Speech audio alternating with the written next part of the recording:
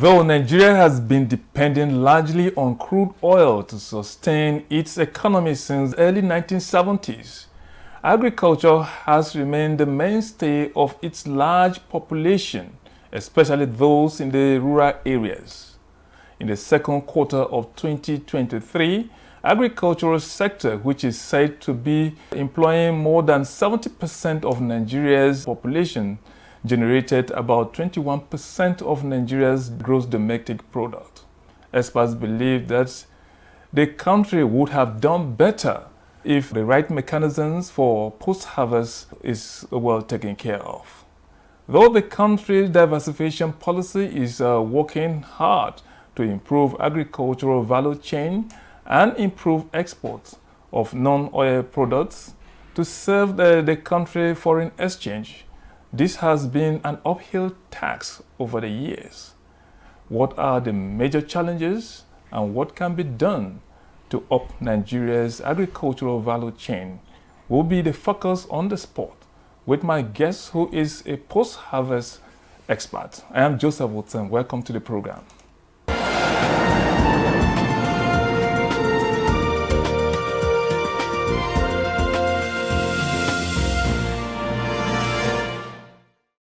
Now, my guest is a professor of food science and technology as well as an administrator. He began his academic career as an assistant lecturer at the Department of Food Science and Technology, University of Agriculture, Abeokuta in 1993, and rose through the ranks to become a professor of food science and technology in 2008. My guest is a consultant project manager with building an integrated economically sustainable cassava seed system at the International Institute of Tropical Agriculture, Nigeria. He has 32 years of experience as a post-harvest expert on tropical root crops, mostly with the Natural Resources Institute in the United Kingdom, the Association of African Universities, and the International Institute of Tropical Agriculture.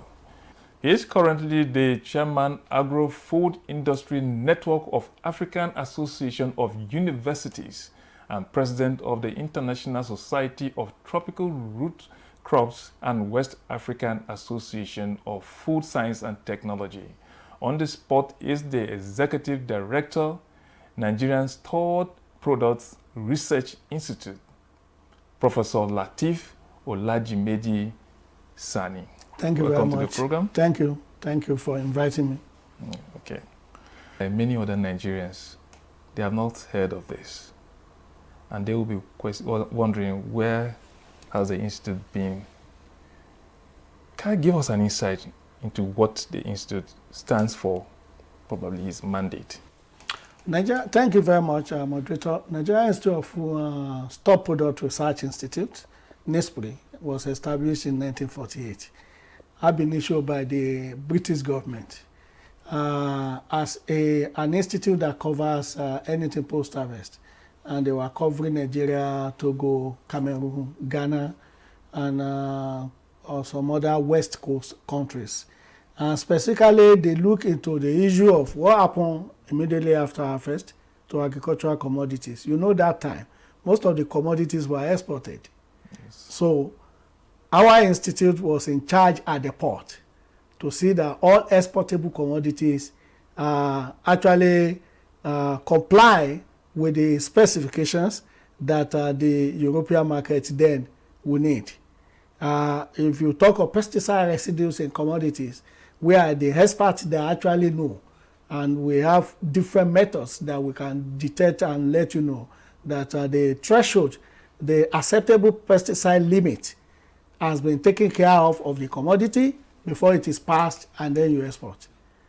If you are talking of some level of foreign bodies in the commodity before they are exported, we have to let you know that this is the problem. The issue of aflatoxin is a key area that our institute played a significant role, even up to the days of Groundnut Pyramid of the North. Groundnut Pyramid of the North. The institute was well known then. And then after the independence, we were removed as West Africa Produce Research Institute, pro Nigerian Stock Product Research Institute. And by 1977, we had a decree. By the 28th century now, we now have National Assembly passing some of the bill for our institute with a key mandate as the only post-harvest agency under the Federal Ministry of Agriculture and Food Security. And then we are now being coordinated by the Agricultural Research Council of Nigeria. We are among the 16th research institutes under the able leadership of Executive Secretary, Professor Gaba Shabutu, with the ARCN. And purposefully, it is purely on research, it is purely on extension, it is purely on capacity building. Capacity building, interacting with relevant stakeholders at the institutional level or private level. That is what the institute has been. Okay. It's interesting to know that this was first established by the British government, then the colonial government, and then maybe later on Nigeria now we just find a way of rejigging it to suit exactly what Nigeria wants from it. But if a lot of people were questioning if the British government then saw the need to establish it so that whatever product they managing of post-harvest products. Today in Nigeria, one of the major challenge that our agricultural sector has is issue of post-harvest waste. And they will be asking what has the institute been like since the British left. Well, thank you very much. If you look at the post-harvest losses that we have, they are serious. Most of the perishables we're losing close to 60% of whatever we harvested. And over the years, you ask of what has been the role of the institute. Nspri actually plays significant roles, even in the early 80s and early 90s. Then this stackable crate that people are now using to package tomato was actually the output of our research as an institute. And it was introduced, and later it was more or less adopted, and people are using it today. If you look at the issue of concept of how do you elongate the shelf life of our commodities like yam, cassava, when you are talking of harvest and rebury, that was more or less technology for Nspri. If you are talking of double layer drum, like our normal native, we call it what do we call it in Yoruba that I want to, awamu. Awamu. A bigger one and a smaller one. Once you put it inside it, and you put riverbed sands around the hole and wet water into it, and you close it, inside it will be very cold. And you can store your carrot there, tomato, for some days. These were some of the technologies that were produced and established and popularized by Nspri in those days. And later, Nspri graduated into modern, what we call ECI, evaporative cooling system. There, I can use this place as my evaporative cooling system with all these pipe that you have, and make it such that the water will just be percolating small by small, and this place will be very cool, just like the AC method. We have it as a normal traditional one, adaptable, and we can do it anywhere to people. We are about to finalize our pilot studies now on the issue of storage of onion with the same method. Now we want to use the solar evaporative cooling system for it. And once we do it, we've discussed with the president of Onion Association of Nigeria. Once we validate and finish it, we'll move straight to Jigawa, their farm, and now establish it there, because it has to be at commercial rate. The technology of Nspri was that. Then we have what we call parabolic solar dryer. This solar dryer is a fantastic small medium intervention and affordable, that at rural level our people can use them, even at community or cluster level. And I'm happy to say that even in this 2024 intervention by the federal government of Nigeria, we have some that we want to give to some of the farmers groups. And also we have what we call inert atmosphere silo, smaller one. The silos that we have, the bigger ones that all of them are using, 500,000 metric tons. I know what I'm talking about. I'm talking of 5 ton, 2 tons, 5 ton capacity that could be domiciled in local government. And it could be used by even our youth, the young ones that can use them for business. You imagine you have a kind of 5 ton twin silo to store paddy rice. And we have done this so that we have recorded, we have good records of 48 months. And the viability, the quality were retained for paddy rice. The same thing with maize, the same thing with sorghum, millet. And we have about 40 of that we want to roll out to the rural community now. I think it's interesting what you're saying now. What many people found that yes, some of these facilities are developed at the institute, but it doesn't really get to the farmers, because the farmers are the ones that are crying, especially those in the rural areas. When you go to the local markets, especially towards evening, you just see some of them even just throwing away some of their goods. So these things don't get to them. So are you thinking of collaboration in terms of mass production so that they have the ordinary farmers have access to these facilities? Now, you know, the way the research institute was set up before, the commercialization or end of it was not strengthened.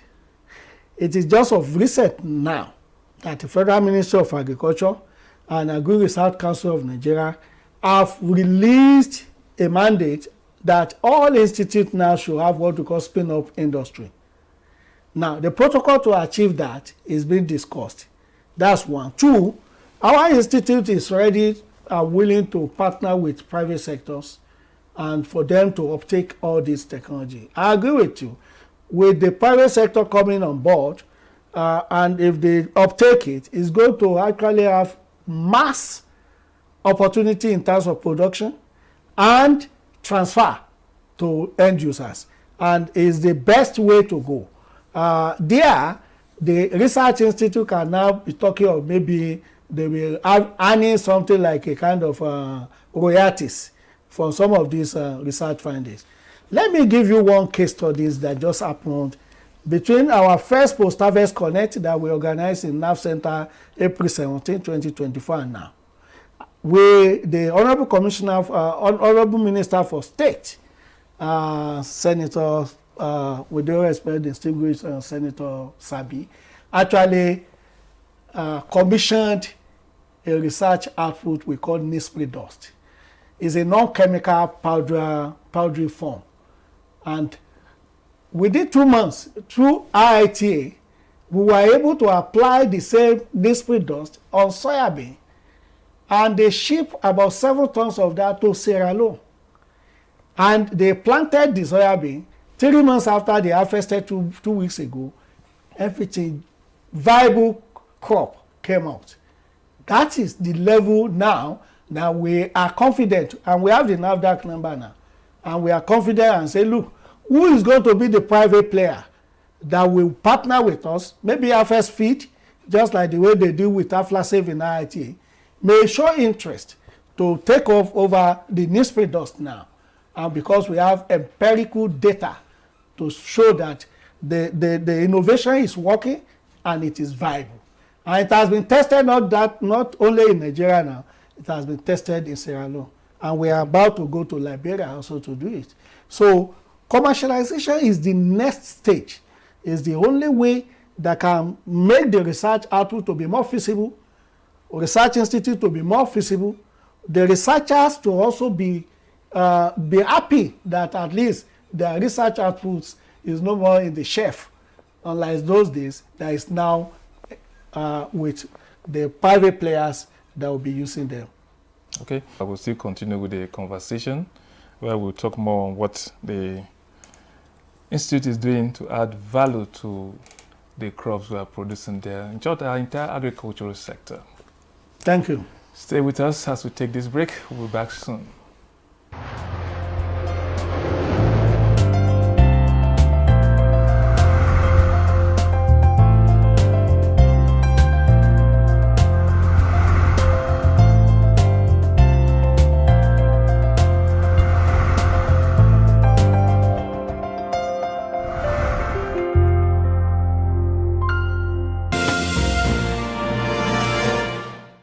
Now, welcome back to On the Spot with the Executive Director, Nigeria's third Product Research Institute, Professor Lateef Sanni. Thank you very much. I'm very concerned about the connection between the institute and those at the grassroots. We know that in the past, agricultural extension, we used to hear of agricultural extension where you get to the grassroots where farmers are taught different techniques, educated on so many things and so on. But over time now, in recent time, you don't hear much of that. All this agricultural extension, we don't hear much of that. And I think this is where your institute would have played a very, very vital, very, very important role.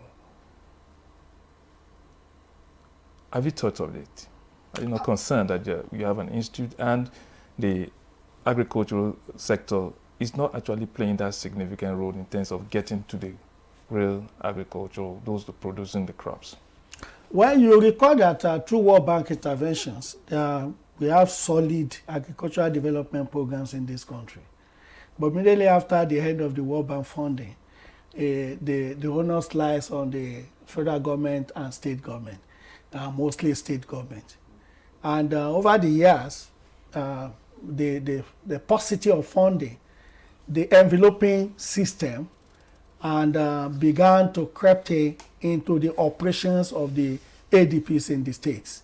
And because of that, it became difficult for ADPs to actually move with new technology and introduce it to the rural community. I'm telling you, the ADP has the best extension body. They have representative up to any rural environment you want to talk of. They have the extension block there till tomorrow. When I ran the project on cassava added value for Africa, sponsored by Bill and Melinda Gates Foundation as the country manager, we work with the ADPs. Because we had funding, we found out that they have the human resources and they are still in all the network as structured by World Bank. What was the game changer? The fact that we were able to give them money to be able to transport, money to be able to gather the farmers together, introduce best bet good agricultural practices on cassava to be able to enhance the yield, and money to monitor what is going on. So without money, there's little that you can do in extension. The second point is that some state governments are missing the role of extension agents and the commercialization agency. They are not the same. So to the extent that some of the extension agent ADPs, the way they stood alone.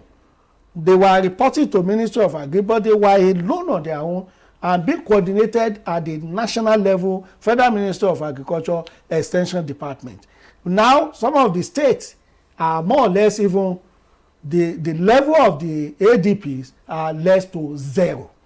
And to me, there's no technology you want to come about that you will not need extension. They say improve seeds. Improve is very, very critical in terms of, that's why we expected that the extension officers will be able to teach or maybe educate the farmers on right seeds to use and so on, so to improve yields. How much of this have the Institute integrated into its project? Because seeds are very, very important.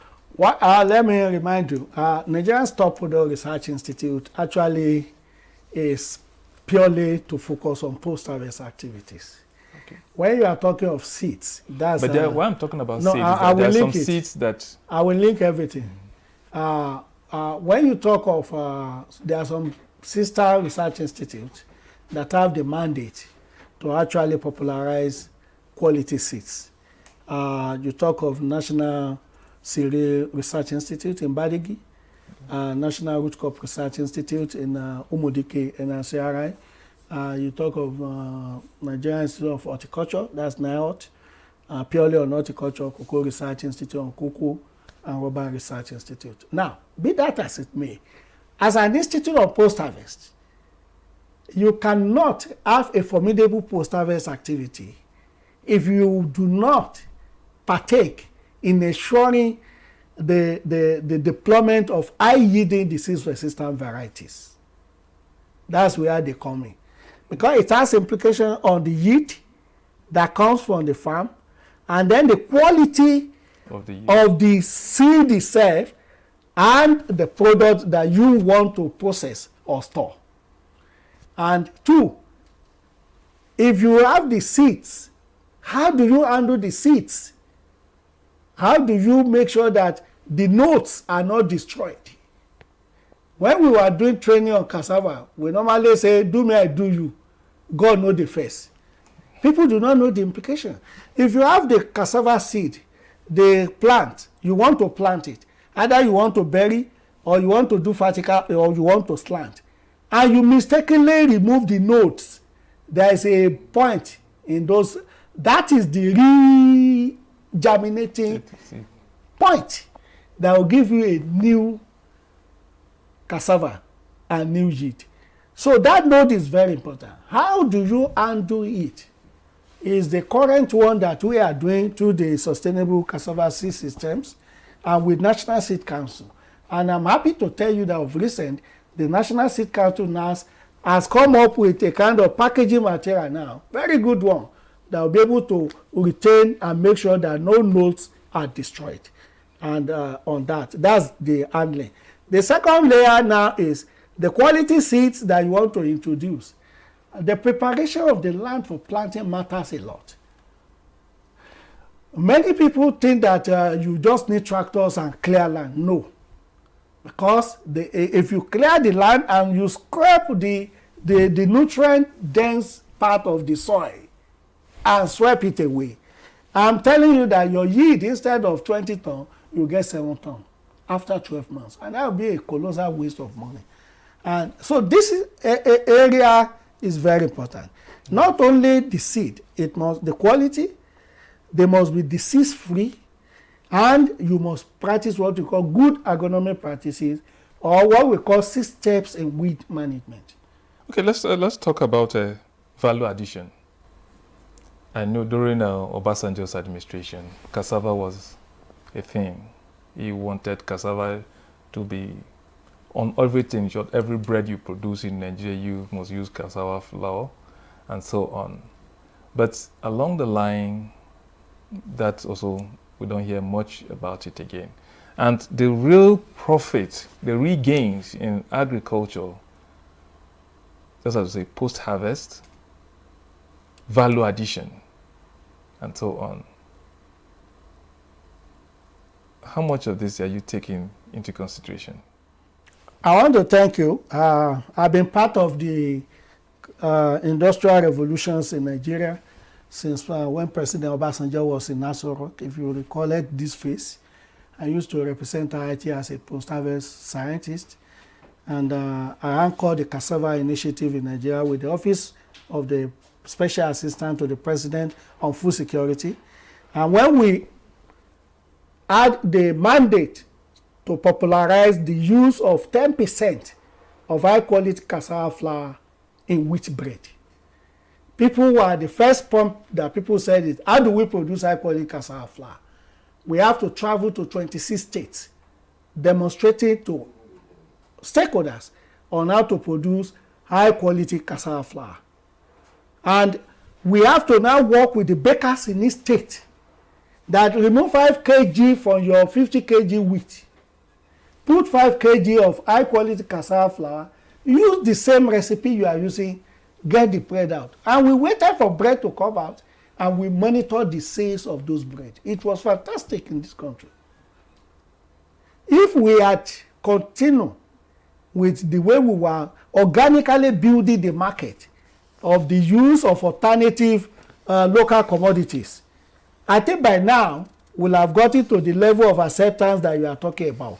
We are pressed for time too. Thank you so much, Professor Lateef Sanni, Executive Director of Nigerian Stored Products Research Institute. Thank you so much for coming on the spot. Thank you for giving me this opportunity.